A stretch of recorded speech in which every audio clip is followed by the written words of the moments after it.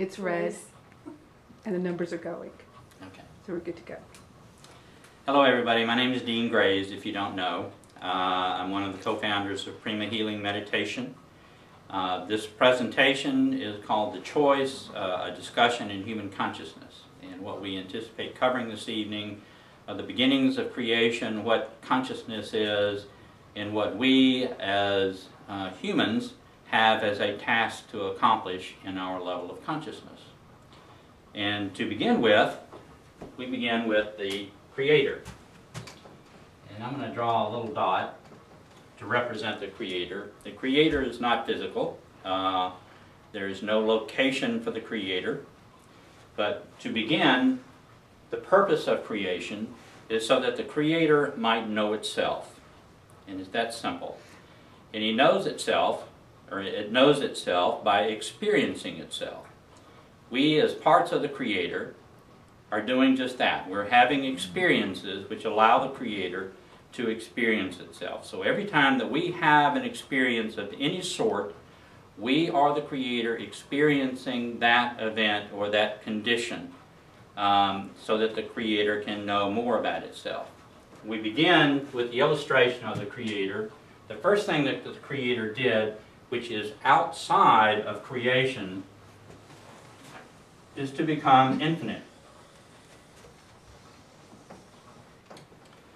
This is not in creation. This is the Creator becoming infinite. The next thing that happened is infinity became intelligent. Intelligence was not a creation. Intelligence was part of the Creator, and it was simply delineated to create intelligent infinity.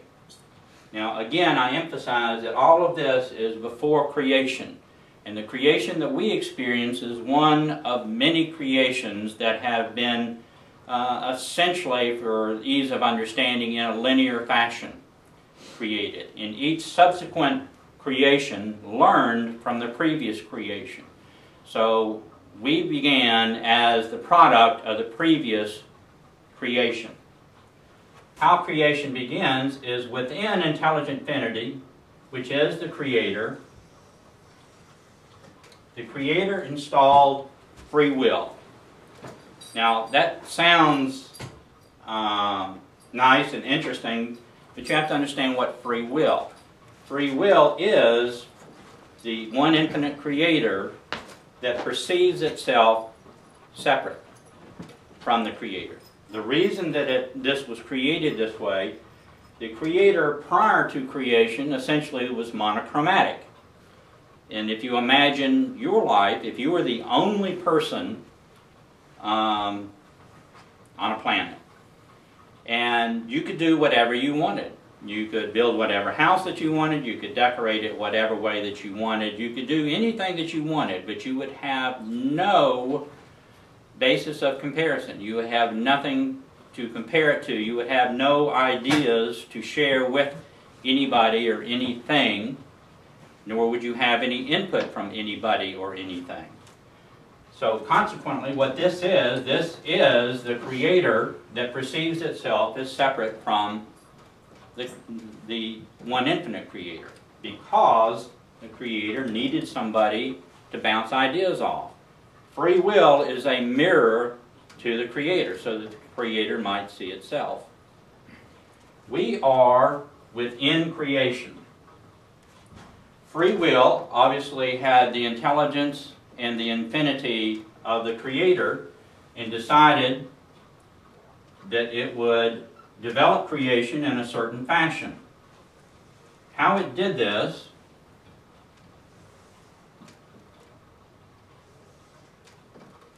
excuse me a minute.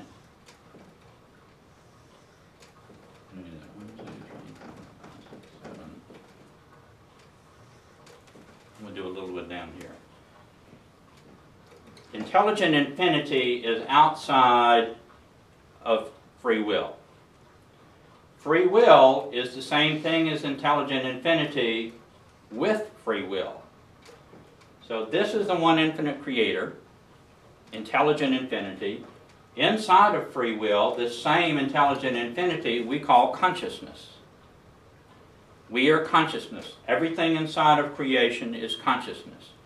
Now, how all of this happens is through thought processes, or thoughts. Infinity is a thought, intelligence is a thought, free will is a thought. So free will is the first thing in creation, it is the first thought in creation. Every thought that we have, including the ones that we're expressing in this video, are a distortion based upon the thought of free will.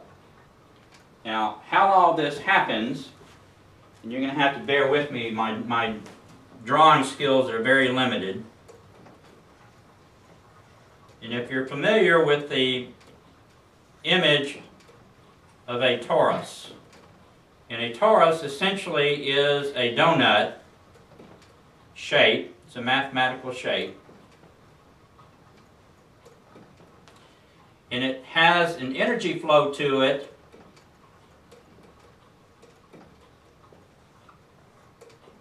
around the donut shape.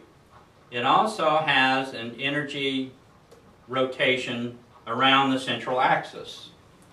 So you have a torus that rotates in two directions, one around the, from out to in other words from top down at our level of consciousness, and around the central axis. Infinity is a torus. Intelligence is a torus. Free will is a torus. These do not merge. Okay, some toruses merge. These do not merge. These are separate. They are overlapped. So each of these is what is called a density, which is a stratification of the consciousness. The first is 8th density, which is synonymous with free will. This is the torus for 8th density or free will. Everything else within creation is within the 8th density of free will. 7th density is a torus. But what happens when free will is created is several things happen to the creator's energy. One of the most prominent things that happens is the creator becomes delineated into what are called 5 inherent characteristics. And these 5 inherent characteristics are love, unity, wisdom, stillness,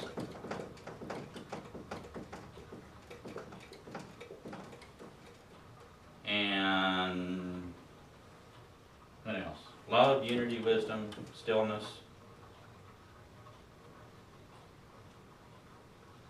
Awareness? I'm sorry? Awareness? Awareness, thank you.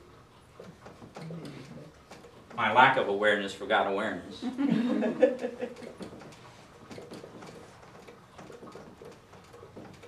These 5 inherent characteristics of the Creator were already part of the Creator. They still are part of the Creator, but the identification and the delineation of these 5 inherent characteristics appeared as a result of free will being installed in intelligent infinity. 7th density is each of these.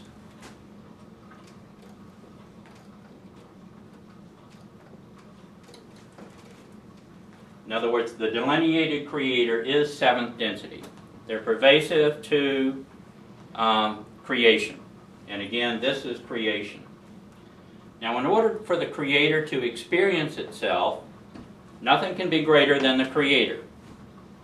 So in order for the creator to experience itself, 8th density created a scenario where the creator would be scaled down or stepped down, diluted. Consciousness would be diluted. What occurs in the dilution is 6th density. 5th density, 4th density, 3rd density, second density, and first density. Each of these is a fractal of the creator, of seventh density, of the delineation. These 5 segments, these 5 inherent characteristics of the creator become, and I don't know how to illustrate this.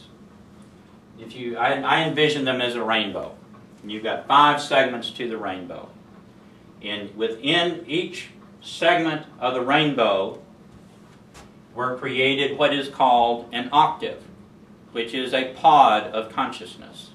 And it's within this pod of consciousness that we exist, that we have experiences. The pod of consciousness includes all of the densities.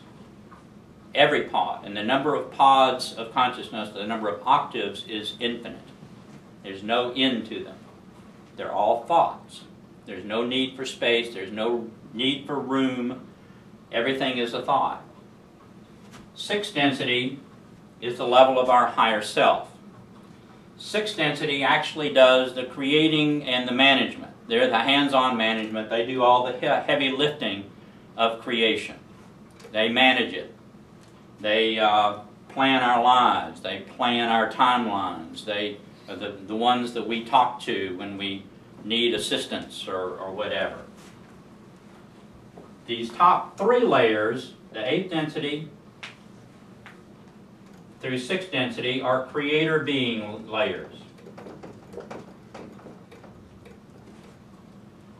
3rd, 4th, and 5th are experiential layers.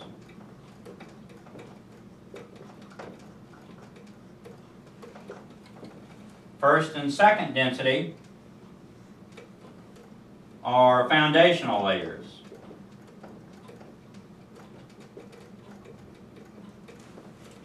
First density we would equate to inorganic matter.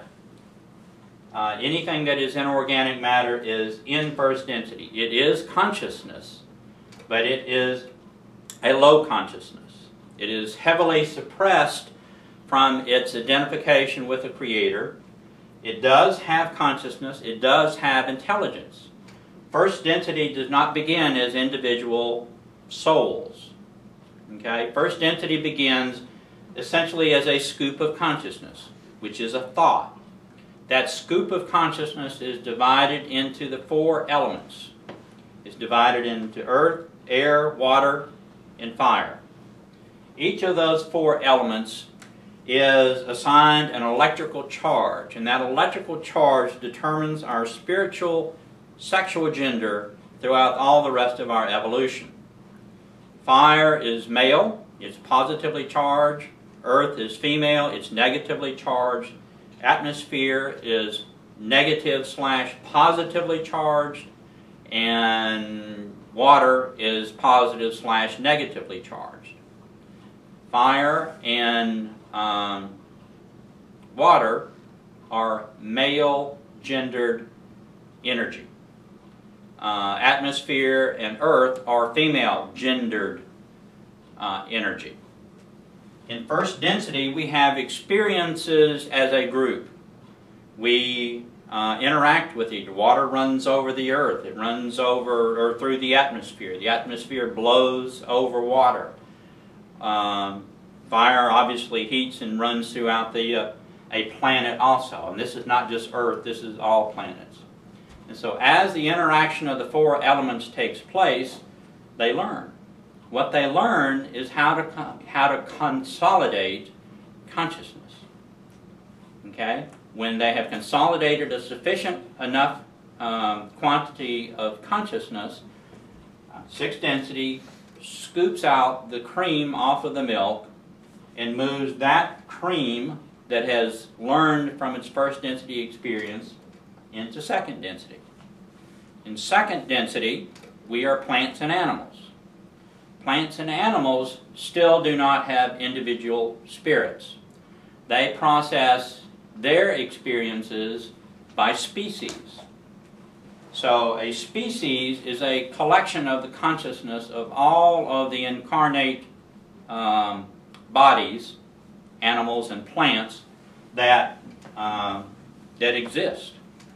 As we aggregate, as we collect consciousness and consolidate consciousness through having experiences in second density, the cream of the crop of one species is scooped out, moved up to the next species, and that proceeds all the way up until the end of second density, when we reach the most consciousness that is anticipated for us to have consolidated in second density. Mammals, for the most part, are the highest collection of consciousness that is in second density. We're scooped out of second density, and still no individual preservation of souls or consciousness. We're scooped out as a group and moved into third density. Third density is where we are right now. We are in the first layer of the experiential layers of consciousness. Okay, so we have a long way to go. What we are doing here is learning. We are having experiences. This is a school. This is the most intense layer of all of the layers of our evolutionary process. We have a very simple task here, and we have a specified time to do it within. Third density begins and ends with approximately 75,000 years passing in the middle of that, between the beginning and ending. During that 75,000 years, or that 75,000 years is divided into 3 equal segments. First segment is just like the second segment. Second segment is just like the third segment. In other words, if we begin in the first segment, we go for roughly 25,000 years. We have to graduate to go from third density to fourth density. So we're consolidating consciousness through our experiences as individual souls. We begin, what I'm going to call one soul begins as 1,729 souls. In other words, our one soul is divided into 1,729 people. And through experiences, through lifetimes, and the average human has had approximately 3,900 lifetimes at this stage of our development, we consolidate our individual spirits into 384 souls. So at this stage of our development, we are one of a part of 384. Each person is 1/384th. In order to get from third density to fourth density, one very significant thing has to happen. We have to make a choice. The choice itself is not difficult, but what we have to choose is whether we are going to continue our evolutionary path as a service to self individual or as a service to others individual. The service to self is considered the negative path. The service to others is considered the positive path.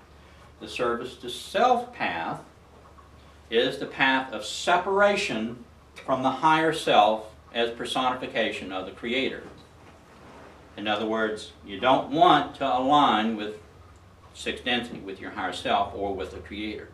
Service to others is the alignment with your higher self and with the Creator. One path is just as acceptable to the Creator as the other. It is a different philosophy. It is a different lifestyle. In order to graduate, you have to make that choice, but just making that choice isn't going to do it for you. There's some preparatory work you got to do before you get to make that choice. Because there's no point in asking a third grader what they want for dinner, because you know what they're going to want for dinner. But in order to have sufficiently consolidated consciousness in order to make that choice and graduate, and there is a graduation, you have to consolidate enough consciousness in order to have some value to that decision. I'm going to break away for just a moment from what we're talking about here and tell you that Dr. David Hawkins created what he calls a map of consciousness. And on this map of consciousness, he's taken the 100% capacity for third density to experience consciousness. We all have exactly the same amount of potential consciousness. We all have differing levels of access to it because of how we have conducted our lives. But that 100%, he broke into an arbitrary scale of 1,000 and simply assigned 100% equals 1,000. Gives you a little better breakdown of it. The third density consciousness level ranges from 0 to 499. In other words, we can experience, without going to fourth density, from 0 to 499. In order to have enough consciousness to make that choice of whether we're going service to self or service to others, we have to achieve a consciousness level on the Hawkins scale of 400, which doesn't sound that difficult, except when you consider that the collective consciousness of the planet Earth right now is about 285.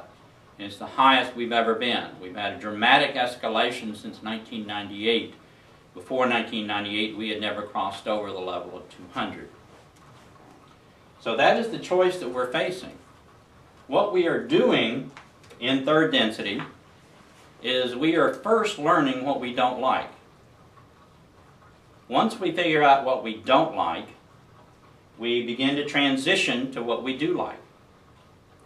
What we hopefully end up doing is determining what it is that we like. And we've discussed in this group many times before about how do we determine what it is we like in an effort to solve the puzzle of the law of attraction. And until we make that transition from what I call the middle, or that stage when we're transitioning between experiencing what we don't like and what we do like, we really don't know what we want.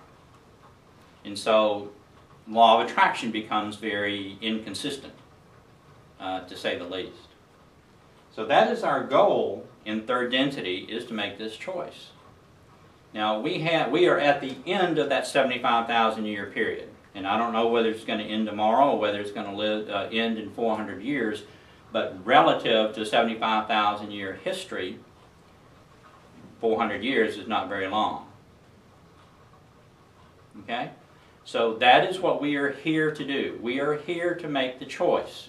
We are here to work on ourselves and to heal ourselves and to learn and grow. Okay? Any questions? Yes, sir. What happens at the end of the 70,000 years, or the period? What happens at the end of the period? They turn the lights on. We have a wrap party. Okay. Do they serve drinks there? Or? Yes, they do. Yes, they have drinks and snacks. You have to bring your own pizza. And also the test. The what? Mr. Hawkins' test. What does it consist of? What is he? Well, it's not a test. Or it's a scale. How does he determine these levels? Do you do a procedure to determine? Well, he uses a procedure of kinesiology, which anyone can do, in order to simply ask and test what you're testing against. Your higher self is answering the questions. Okay? Hawkins determined that you were testing against truth in the universe, which essentially is the same thing because your higher self is truth. So you're testing against truth, or you're testing by answers from your higher self. Okay? But we have, did that answer your question? I hear you out. I have a question. What? Did you go ahead and finish with this? Sorry. I'm good. Go ahead. I know sixth density higher self is the manager of what's going on and creates the. So really, the higher self in sixth density is the one who is really the one who creates all the timelines of possibility that shift with each density. Mm-hmm. Okay. Yeah, I was just going to get to that in a few minutes. Okay. Okay. So what happens at the end of the third density is, if you've ever been in a play or been to a play and stayed after the play ended, they turn all the lights on. There's no Armageddon, there's no mass destruction, there's no need. We're all thoughts. Everything is a thought. So what happens is there is the final exam. After you've made your choice, And after you've raised your consciousness at least to the 400 level, there is a final test. And the final test is after you die, no one gets to go to graduation in their physical body. After you die, it's what is called walking the steps of light, which is the final exam, which essentially is the proof that you have raised your consciousness and that you have made the choice adequately to do fourth density work. Okay? If you walk the steps of light, just say hypothetically that you walk the steps, and everyone walks the steps of light, not just those that appear to have graduated, to have qualified for graduation. So everybody walks the steps of light. If you stop on the steps that are in fourth density, then you go to fourth density. It's possible that you can walk the steps and end up in fifth density. Not probable, but possible. It is very possible that you will stay in third density. That you have not qualified for graduation, you've not done the work that you were here to do, you've not raised your consciousness and made a choice that is substantial. Now we in this experience, this is our fifth third density attempt to graduate. We've been through this whole thing, this is the fifth time now. Not many of us graduated. We're still here. In the Earth experience, we have just about finished the 75,000 years. In the first 25,000 years, which is a minor section, nobody graduated. No graduates at all. In the second section, the second 25,000 years, we had 150 graduates. At this point in time, there is a probability that we will have an 18% graduate service to others. There's a probability that 12% will graduate service to self, which is a very high percentage.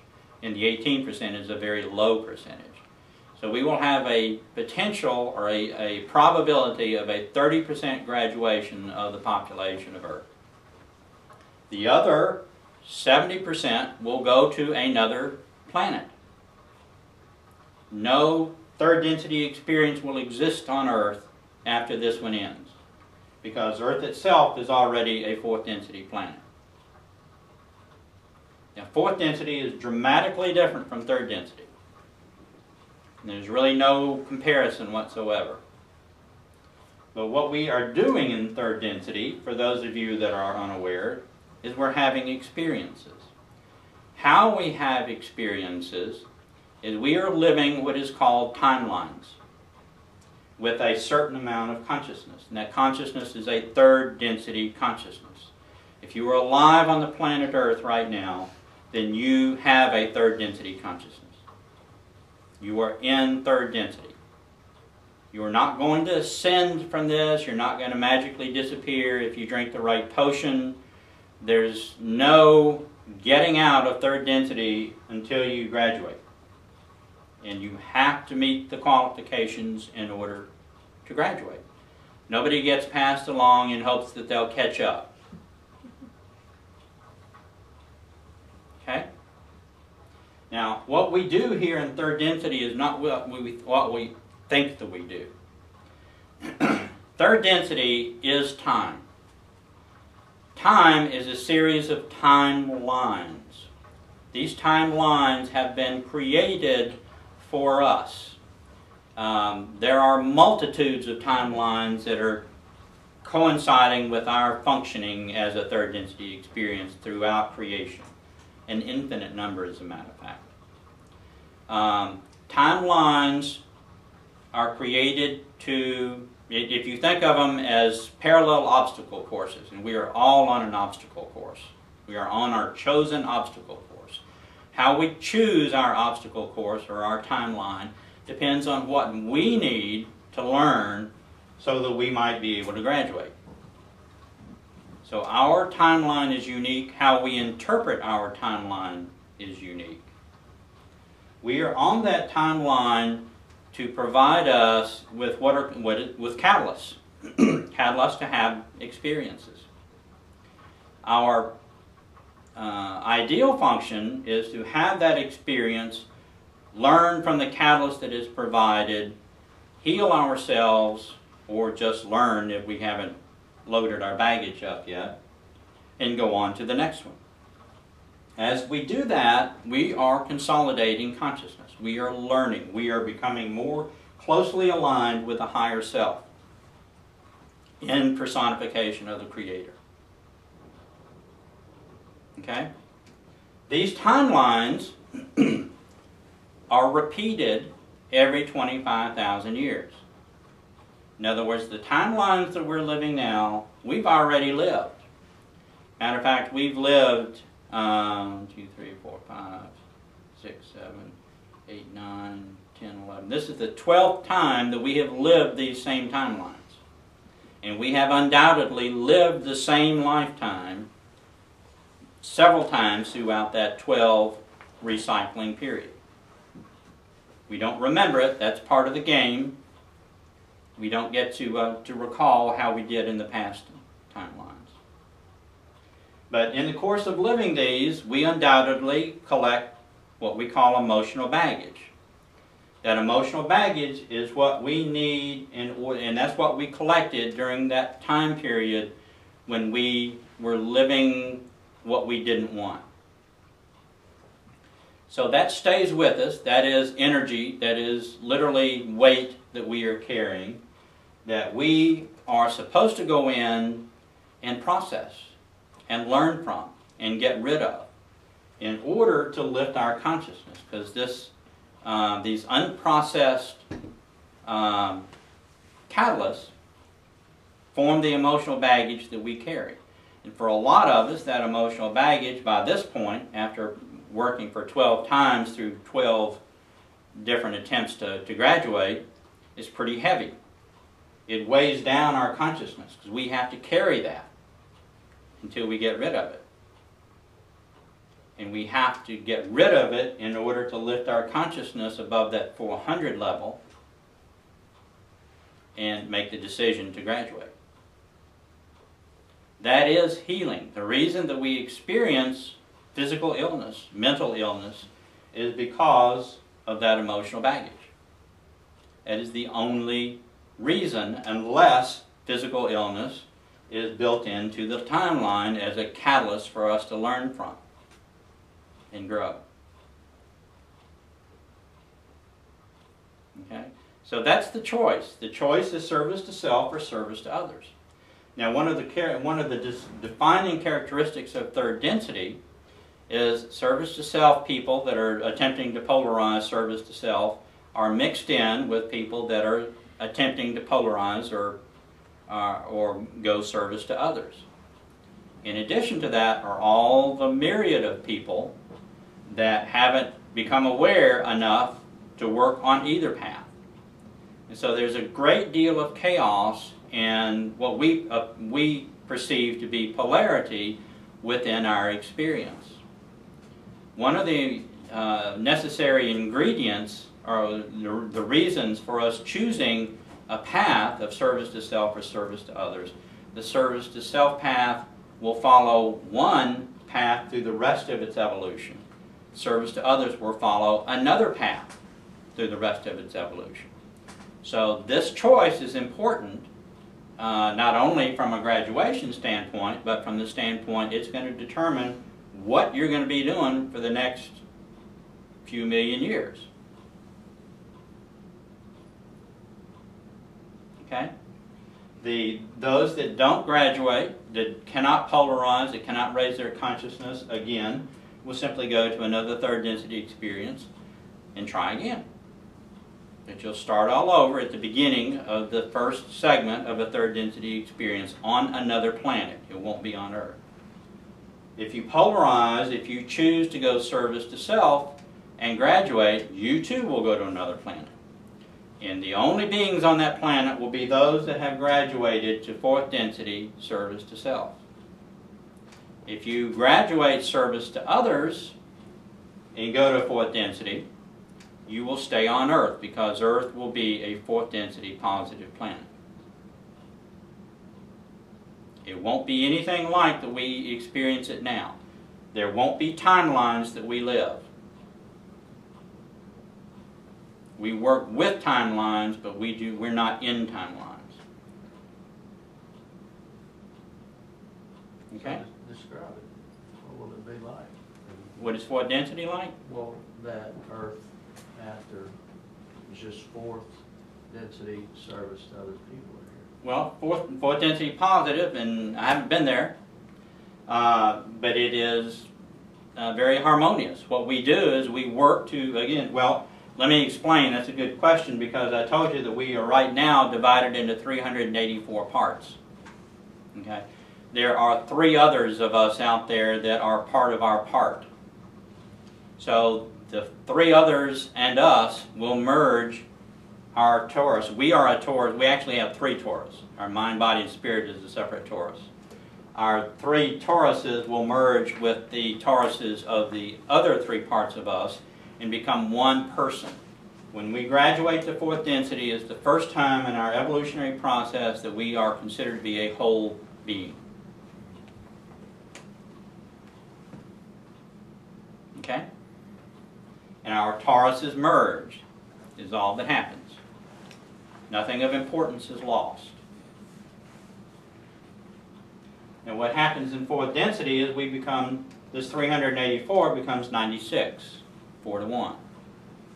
We have 96 beings that are part of our soul stream, that are part of our family, and we learn to work together. And what we are doing to learn to work together is to harmonize in order to form what is called a social memory complex. And at the end of fourth density, we are becoming one. At the end of fourth density, these 96 torus that have formed, or tori that have formed, are consolidated into one tori that's called a social memory complex. We preserve our individual personalities, but we surrender our individuality of beingness to this social memory complex. That social memory complex is the signal that we have graduated to fifth density. So fifth density, one being in fifth density, is a consolidation of the 96 beings that we became when we graduated to fourth density, which is a consolidation of 384 beings when we graduated from third density, and we started it as 1,739, did I say? 709. So we've gone from 1,739 to 1. And there's no veil. Well, there's no veil. There's no, in some third density experiences, there's no veil. But the veil is misleading, because what she's talking about is, in our experience on Earth, we have an electromagnetic shield that was installed approximately 11,000 years ago that prevents us, or doesn't prevent us. It severely restricts our ability to talk to our higher self. Those people who have a thin veil are those that are able to talk to spirits, to see the Akashic record. Edgar Cayce had a very thin veil, for example. Nostradamus had a very thin veil, and they were able to see beyond the limits of our experience. Other third density experiences do not necessarily have that. We did not have that before 11,000 years ago. There's also another part of the veil, and what happens when we transition from third density to fourth density is we are functioning under what is called an archetypical mind. And the archetypical mind is another pattern for us to experience life that prevails in third, fourth, and fifth density. So we will not be out from under the archetypical mind when we graduate to fourth, but we do experience what is called the transcendence of conditions that are part of the archetypical mind that we are very much under or experience in our third density experience. One of the most prevalent ones that comes from the archetypical mind is that we perceive ourselves to be separate from the Creator. It's one of the primary conditions that is created for us. Another is that we perceive there to be space. We perceive there to be physicality, and it's very difficult for us to conceive of anything that's not physical. That goes away after third density. We transcend that. We perceive there to be movement. That goes away. We're no longer compelled to experience movement. We're no longer compelled to experience space and physicality. That's other ways that fourth density is significantly different. I'm trying to grasp the concept of emptiness, Buddhism. Do you have any words of wisdom on that? Leave it alone, what? It's driving me nuts. Feel it. Yeah. You're not going to get it by intellectualizing it. It's something you have to feel. And what it is a practice of going back and revisiting over and over and over and allowing yourself to feel that more and more. As you raise your consciousness, as you work to process the catalyst, as you work to get rid of the emotional baggage that has been collected over multiple lifetimes, your consciousness raises. As your consciousness is elevated, your capacity to experience what do you call it, the void? Emptiness. Emptiness. That your capacity to experience emptiness becomes easier. What would your definition of that be? The definitions I've read, just emptiness, what would you, could you simplify it? Or? It's very difficult, and it's something that you have to experience, because it is the feeling of oneness. It's not that anything goes away. It's like you take the borders off. It's like we are confined now. When you feel that confinement, you work to expand and surrender that confinement. And as you surrender that confinement, then your capacity to experience that emptiness, to experience stillness, becomes more and more apparent, more and more possible.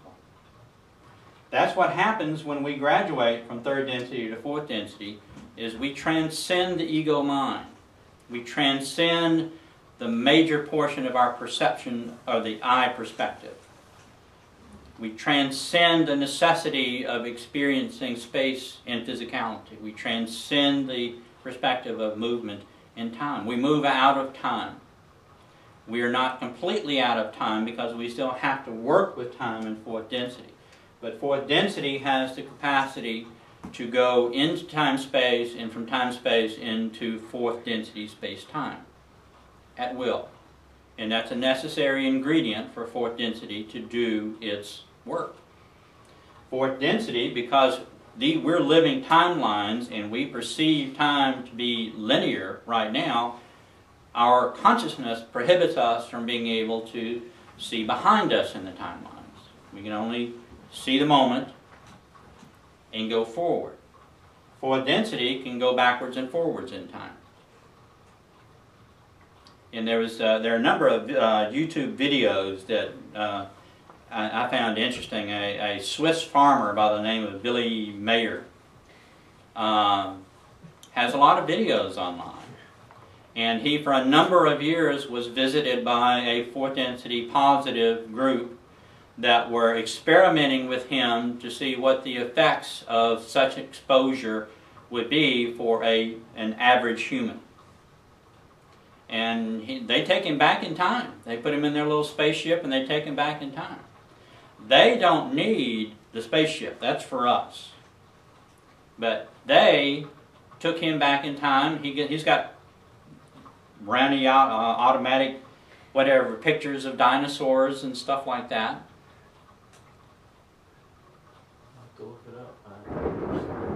It's an interesting video, series of videos to watch. But he has pictures Billy of their Mayer, ship. Huh? Billy Mayer. Billy Mayer. Okay. Yeah. Now their ships, I wasn't impressed with their ships. They need to get Ferrari or somebody to help them design the ships. They were kind of Buck Rogerish, but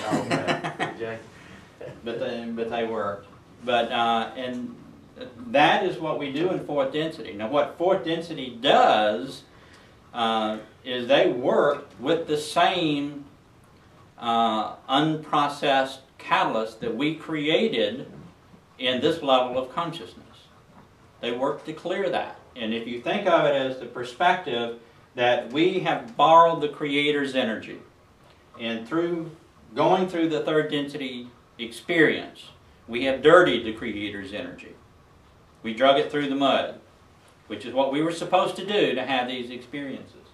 But before you can return it to the Creator, you can't take it back to the rental place dirty. So you got to scrub it and make it clean, which is most of what you do in fourth density. Okay? As you consolidate your consciousness to form the social memory complex. You do the same thing in fifth density. But in fourth density, you don't do it one lifetime or one experience at a time. You do it multiple lifetimes at a time. In fifth density, you do all the lifetimes that we have lived at a time, at once. You have the consciousness to do that. Okay? When you're experiencing the lifetimes, whether it's going forward or backward in fourth density, are they to the person experiencing them in 4D? Do they feel similar to the way we're experiencing 3D now, or is it a different sensation of working on whatever those lessons are? Well, you have significantly greater consciousness. So it's not a matter of being in the experience. It's a matter of working with the experience. But you do have to feel it. You have to go through and feel the experience, the catalyst, and process it.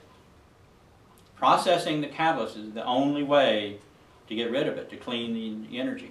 I know what I'm, I guess, struggling with is that, you know, when you're in this experience, say Lilita and I start talking about some issue and she says something and I get mad and there's some sort of, you know, emotion and issue going on there. If I'm in 4D and I revisit that incident that has a lesson there, is it going to feel similar to what we're doing right now?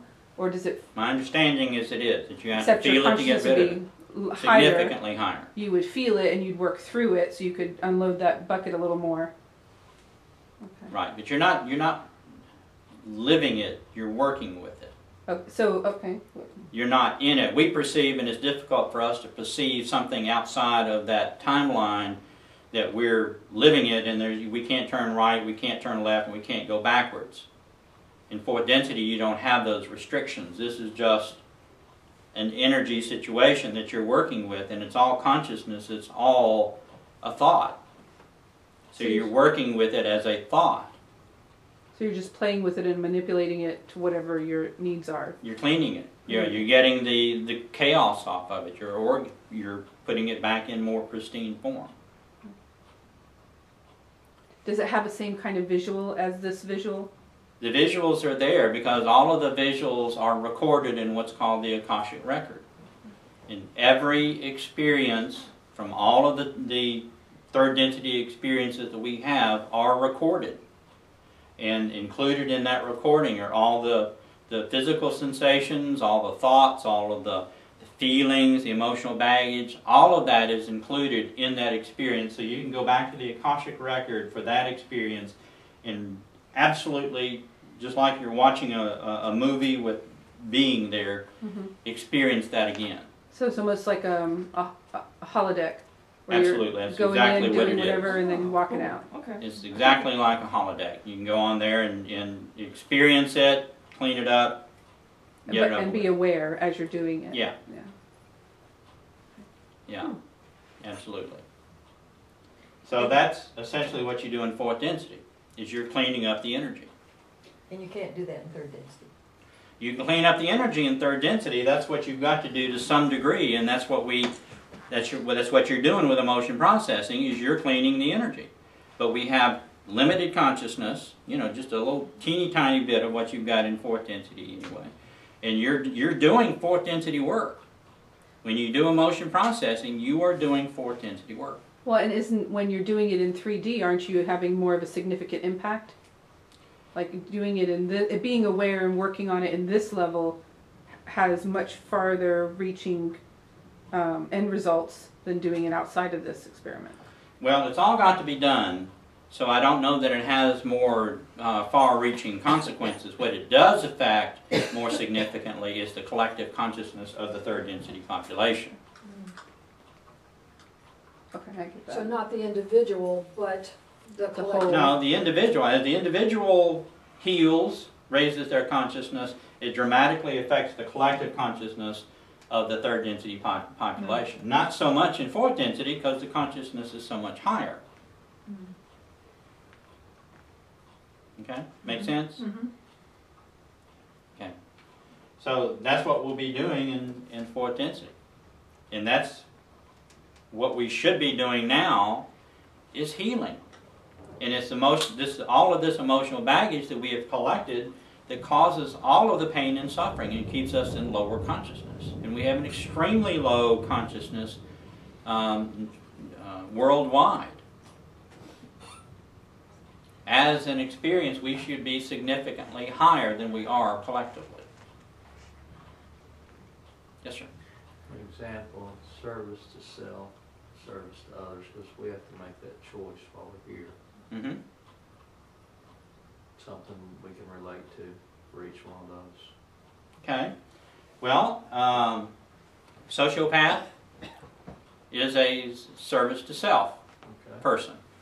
You know Okay. a lot of them. Service to self is exactly like service to others, only they have determined that they are not going to process the catalyst. They are not going to unload the emotional baggage.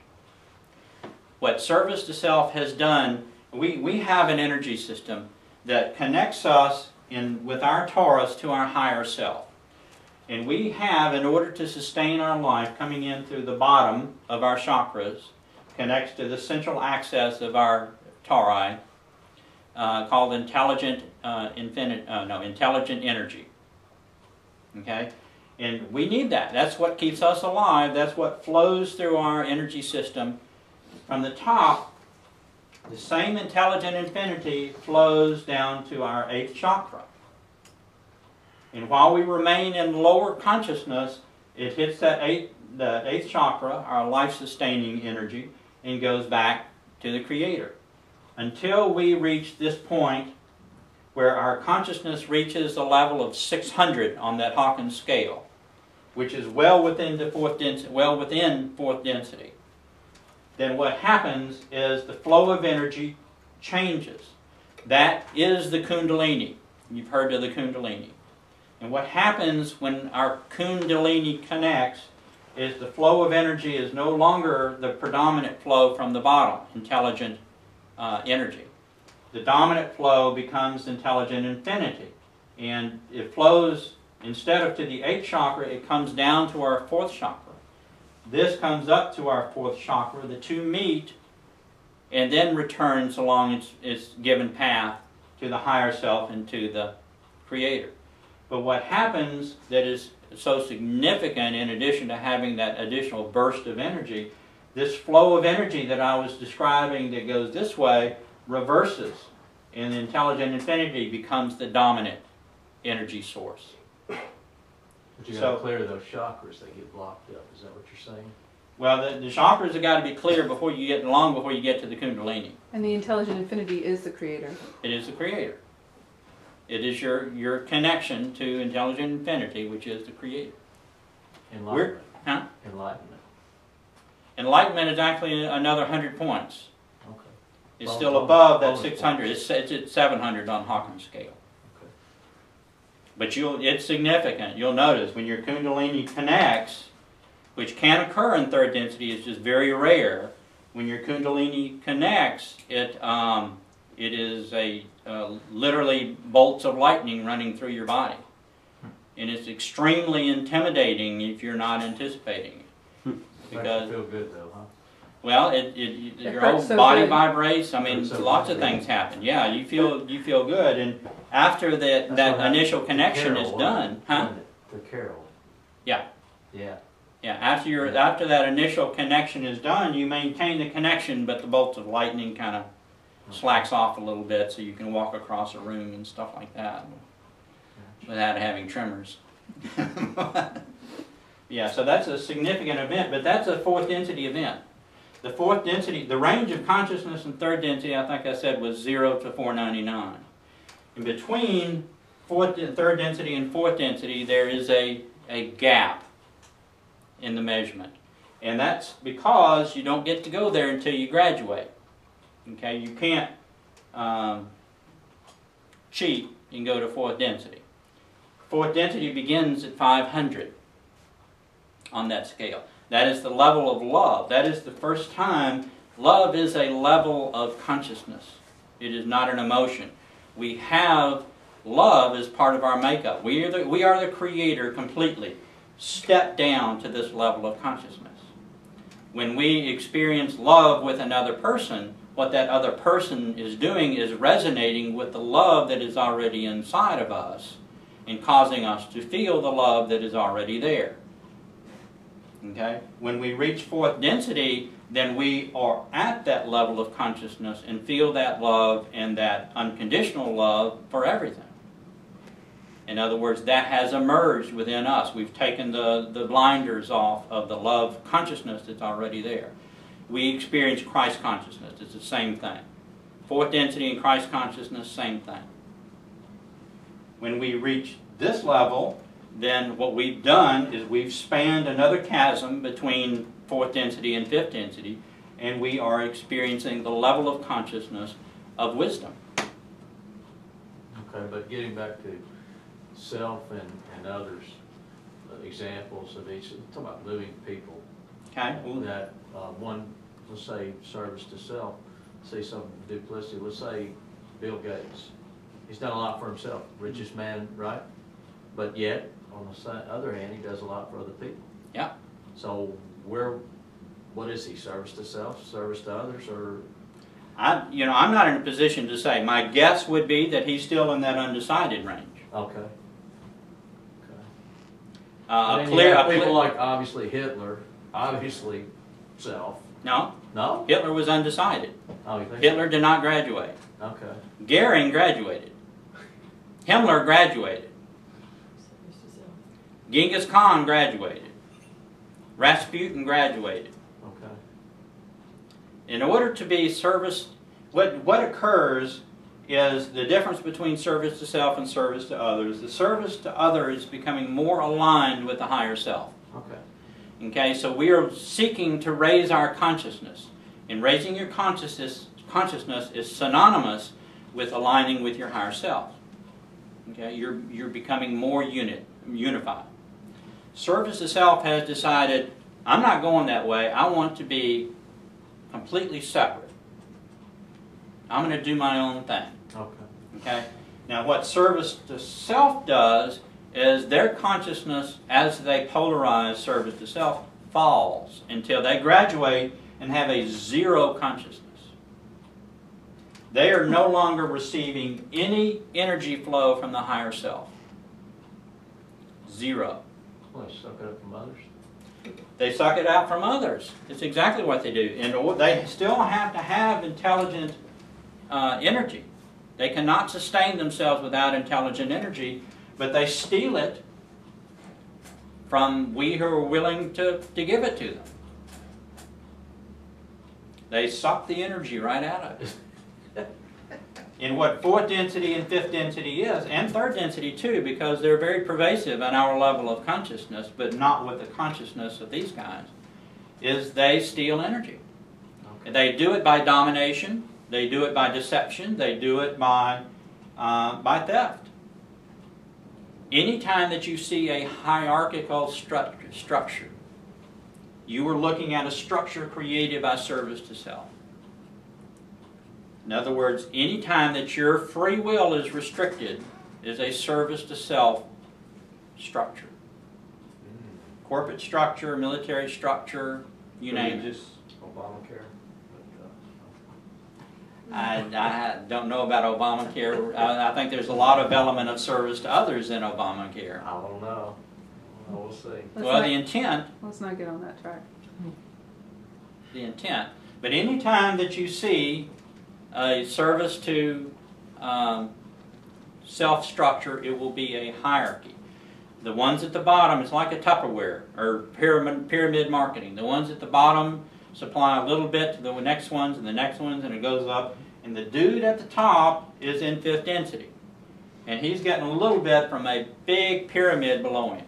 Well, yeah, what I just say. In order, because you've got to steal the energy. You're not raising your consciousness, okay, to go service to self.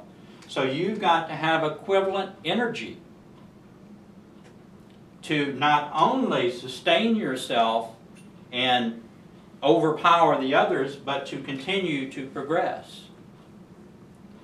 They seek recruits from third density. Every time, this is literal, every time a fourth density being recruits a third density being to fourth density service to self and gets them to graduate, this dude gets a significant energy boost.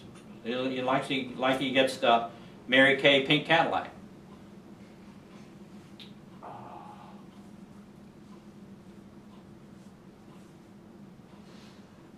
And there's great competition to get us the polarized service to self.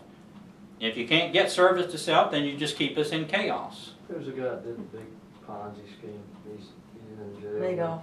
Yeah, Madoff. Mm-hmm. He'd be a good one. Example of that? I doubt it. No? He's I doubt probably it. more in chaos. Well, relating this to those kind of the human endeavors that are so obvious, I think it's an oversimplification probably of what you're talking about. Or to me, it is. It's difficult to see a parallel between a Ponzi scheme and Himmler. Yeah, I don't know that a Ponzi scheme is a good comparison. A pyramid scheme is a good comparison because many at the bottom fuel the few at the top. But every hierarchy is like that. Every business is like that. You're right. Mm-hmm. It's right. Every single business has very few at the top. Yeah, and he's saying that's a service to self structure. Mm-hmm. Yeah. Right, yeah, yeah. I'm not saying that every business is a service to self Yeah. enterprise, but that the very nature of that structure is a service to self The structure. structure is And like that. I can see. And how we are controlled is control of media, control of energy, control of all banking. You know, we're easy to control. We become easy to control because we've acquiesced all of our input. Well, and on the positive side, some of the service to others examples would be like Mother Teresa, Mm-hmm. Jesus. Absolutely. Jesus was what, 4D? Uh-huh. I don't know what Mother Teresa was. Probably 40. Well, she was 3D while she was here. But she's graduated, I would think. Transcended. Could be. I imagine she was a wanderer, which is another topic. Yeah. Mhm. When you talk about Hawkins scale, 1 Uh-huh. to 1,000, you said 499 is the line between third and fourth density. So where's 1,000? Is that the beginning of fifth or? No, 1,000 is before you go to 6th. Oh, okay. That's the top of 5th. Top of fifth. Yeah. Okay. And what happens in between these densities? These are just not gross areas that you work to mysteriously to get up to the other. Each density is stratified into an infinite number of dimensions. If a density is a mile, a dimension is an inch. So each time that you become more aware, and awareness is the healing tool as well as the discovery tool. Each time that you become more aware, you are increasing your dimensionality. We build up, and I don't offhand know how to do it, but if you could convert Hawkins scale to a dimensionality scale, it would directly correlate that so many dimensions would increase your consciousness level so many points. There is a gap in the dimension. That's what keeps you from going from one level to the other. There's a gap between the dimensions of third density and fourth density, and from fourth density to fifth density. And all the densities, there's a gap in the dimension. So you can get to the top, and be as high as you can go in fourth density, and without the grace of your higher self, without your higher self rocket boosting you over that chasm between the densities, you're not going.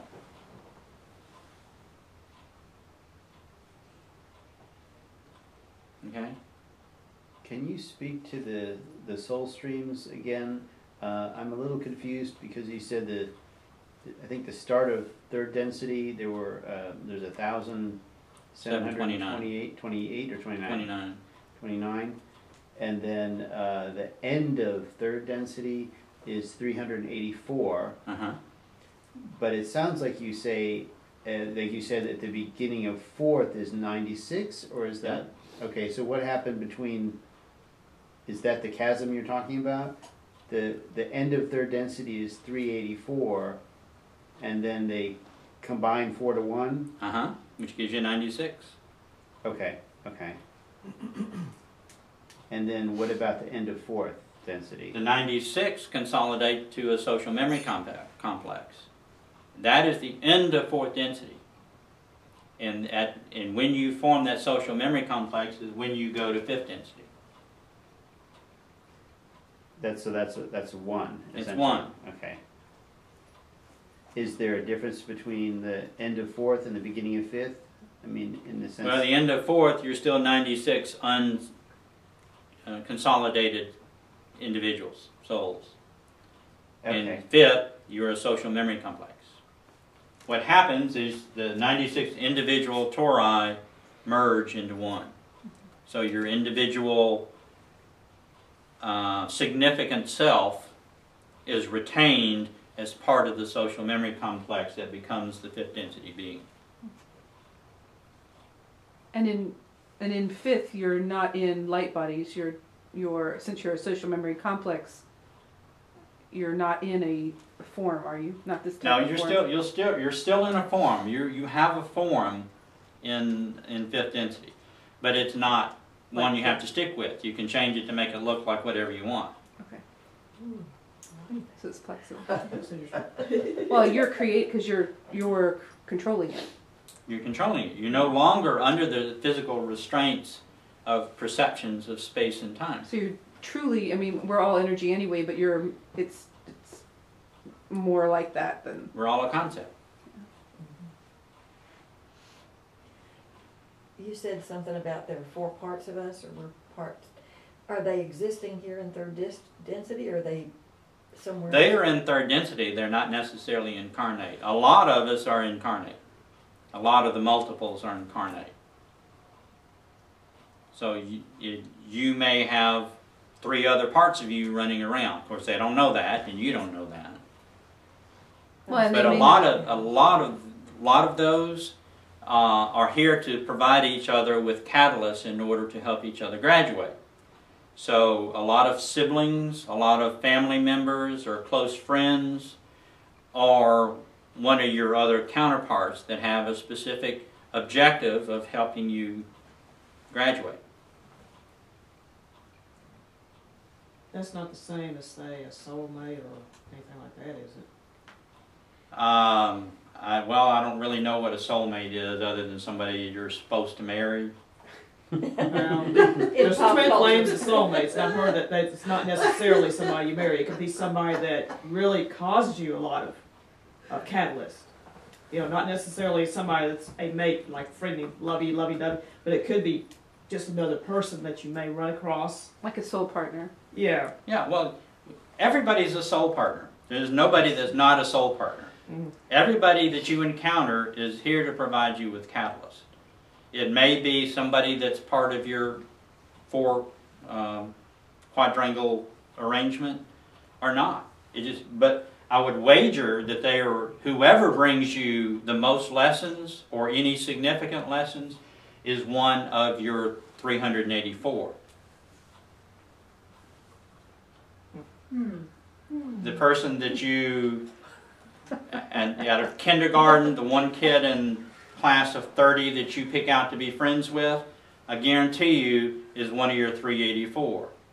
The people that you hung out with in high school, I guarantee you are in your 384. Anybody that you married, any children that you have, probably your parents are in your 384. That's if you're a 3D incarnate being. Yes. Okay. It's kind of like one of those families, those cell phone. You know what I'm talking about? Be a heck of a reality show, wouldn't it? Yes, there are no accidents. These timelines are much more variable than what we perceive them to be. We are not in a timeline consistently. We stop all the time. We don't live whole lives. Very few of us live a whole life. We just pop in for a few experiences and pop out. It's like a movie that's like a holodeck that we can stop in and play a few scenes and leave. Even and the in holodeck 3D? goes on. Even in 3D? Yeah, that's what, it's only in 3D that's like that. We don't know that we can do it, and we can't control that. But our higher self does. Our higher selves do. Said, you need this experience, go do that scene. It's like when you said when we have near-death experiences, we probably did, and then we would just pop right back in. Yeah. I know you remember Eva talking about her experience Mm-hmm. when she died. It's fascinating to listen to her talk about it. Where does it fit in all this scheme? A near-death experience Well, like she Eva. died, and then they brought her back. Yeah. And where does that fit in all this? It's one of the experiences that she was supposed to have. Okay. Things like that happen, near-death experiences happen to have someone who is incarnate experience the beginnings of death and then come back and then report that to everyone to reduce the fear and anxiety over death. That's a service to others' activity. Okay. Yeah, happens all the time. All it is a message to us. Well, maybe they know something I don't know. And you start paying attention. Start investigating. Yeah. But that's different from what I'm talking about. I mean, what I'm talking is about is like you're playing with an electric train set and you turn the switch to adjust some things on the train, and then you turn it back on. The train never knows you stopped it. Train just, you know, it was going and then it's going again. It never knew that it stopped. Or a video game. Hit pause on the video game and you pick up right where the video game left off. We are a video game. They can pause us all the time. And it doesn't matter how long they pause it for because it's not linear. We're in time, so if they paused it right this moment, either individually or for the whole world, we would never know when they turned it back on. It could be 50 of our years, it could be 50,000 of our years. So it's deceiving to say that third density is 75,000 years, approximately. Because it's like a football game. It doesn't count all the half times and the timeouts and the, you know, review the play films. I mean, it could be a 3-hour game. Well, that 75,000 years, it could be 50,000 of our years. I mean, 500,000 of our years. We'd never know the difference. But the linear perspective is that it's roughly 75,000 years. Any last questions? Dean, you said Earth, after this one, Earth will be, because Earth is already fourth density, if we've graduated and come back, is Earth the only fourth density? Or will it be the only fourth density planet? Service to others? Service to others. No, in our solar system, Earth is one of four fourth density planets. Okay. There's one other fourth density positive experience, there's one fourth density negative experience, and there's Earth. And we have actually started our fourth density experience, but we are not aware of it. Thank you all. Thank you, Dean. Thank you. Thank you very much.